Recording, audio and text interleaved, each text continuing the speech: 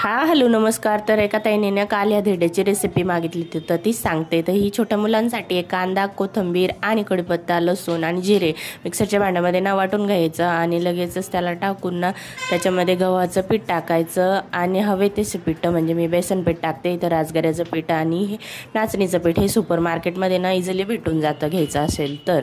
आणि हळद टाकायची आणि धना पावडर, मीठ टाकायचं। तुमचं बाळ जर मिरची खात असेल ना तर मिरची पण टाकू शकतात। अशी कन्सिस्टन्सी पाहिजे। बस झालं आपलं बॅटर रेडी। आणि लगेचच तव्यावर तूप टाकून लगेचच पसरवून घ्यायचं आणि हळूहळू पसरवायचं। हे धिरडे ना तुम्ही मुलांना टिफिनला पण देऊ शकतात आणि खूप छान बनतात। दोन्ही साईडने एकदम क्रिस्पी भाजून द्यायचे।